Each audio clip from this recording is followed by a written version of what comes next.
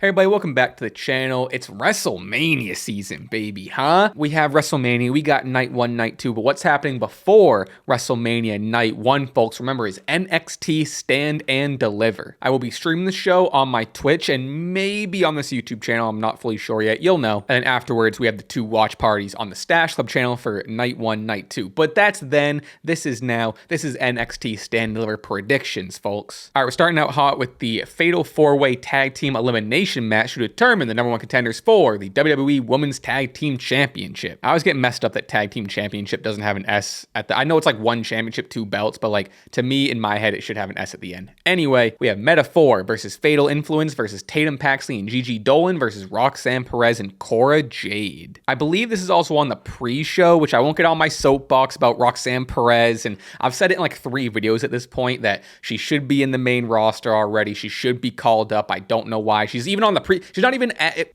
I'm getting worked up. Relax. If they're going to keep her in NXT, why are you not even having her on the main card? You have Roxanne Perez on your pre-show. No disrespect to everyone else on this pre-show match, but like, you have Roxanne Perez here? I don't understand it. I don't get it. Regardless, I'm going Roxanne Perez and Cora Jade, mainly because we are long overdue for Roxanne Perez's call-up, where at this point now, Cora Jade is kind of getting due for her call-up. I feel like her business in NXT is kind of also coming to an end, so maybe just finally call them both up to integrate them into the WWE Women's Tag Team title match that is more prominently featured, should be prominently, is, you know what I'm saying, on the main Raw and SmackDown shows. Roxanne and Cora get called up. Maybe they win the titles. That's their official call up, and now they're not in NXT anymore. Bada bing, bada boom. All right, next we have a ladder match. I'm a sucker for a ladder match. For the vacant NXT Women's North American Championship, Stephanie Vaquer vacated it, so now we gotta find a new champ. We have Zarya versus Kalani Jordan versus Sol Ruca versus Izzy Dame versus Lola Vice versus Thea Hale. The returning Thea Hale returned last night on NXT. Is it a cheat code just to pick Thea Hale? That might be the pick coming off the big return. However, you have hitters in here. Zarya and Sol Ruca, the team. I think it's gonna be interesting to see how they well, not coexist because they're like a solid tag team together. But if it's gonna be any turning, any fighting of them two, I imagine maybe there's a spot where those two are on the ladder and like, we're a team. What do we do now? And they start hitting each other.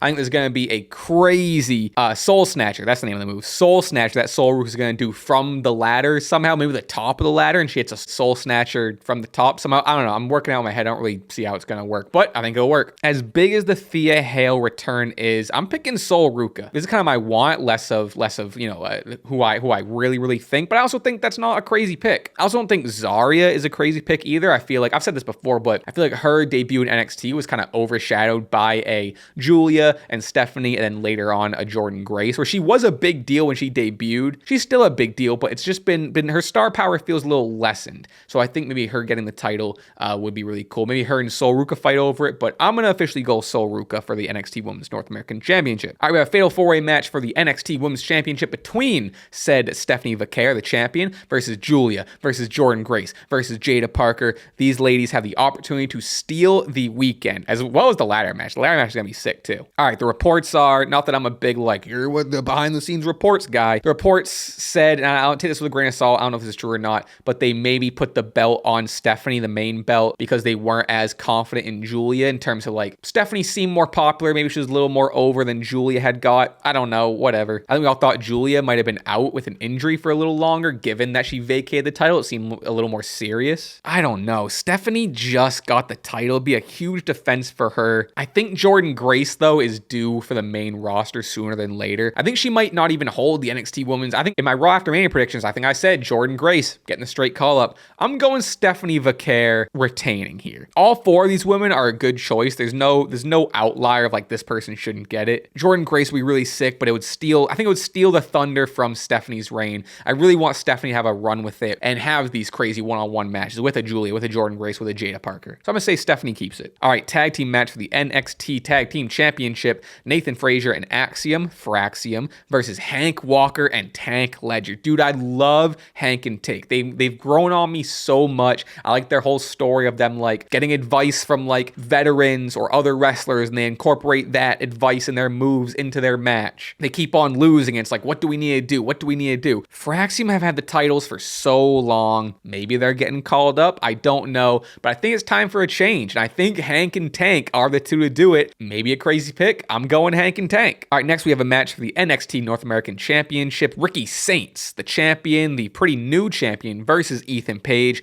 I love this. Ricky Saints just got the title. I think he's going to hold this title for a long time until he finally drops it and then moves up to the NXT Championship. This is going to be fun. Ethan Page has had his run, his time in the spotlight. It's Ricky Saints' time. I think it's going to be a really great defense for Ricky Saints. All right, second to last, we have a 6-man tag match. We have the D'Angelo family versus Dark State, which is this like, you know, diet sort of shield sort of faction sort of thing. If they're gonna do this Dark State thing right and do this like invasion angle and, oh, these guys are like really something to be concerned with and they're serious, I think you need to give the win to Dark State here. Unfortunately, the D'Angelo family will need to take the loss, but someone's gotta. I don't have much else to say about it other than if Dark State loses, then it's like, okay, now what? Like that, like, all right, cool. They were never a threat then. Moving on. For the main event of the afternoon, what it will be, we have a triple threat match for the NXT Championship. We have Obafemi versus Trick Williams versus Javon Evans. I don't think there's a wrong answer here. I do think Trick Williams is ready to be called up, and this is maybe his final match in NXT. I don't know. Is that crazy? Javon Evans is the future. He is the guy. He's super athletic. He's an ultimate babyface. I love him. He's amazing in the ring. However, you know who is also all of those things right now and is still the future and the current, and he has a lot of steps to go for the NXT championship in his NXT run, is Obafemi. People are speculating Obafemi's getting called up. He's still a relatively new NXT champion. I know he's had it for a little bit, but like in the grand scheme of things, he's still pretty new. We're still pretty fresh in this Obafemi NXT champion run, NXT champion era. I think we're going to continue it for a while. So I think Obafemi retains over Trick and Javon. Javon will get it someday, very soon, but it's not quite time to move on from this Obafemi NXT era.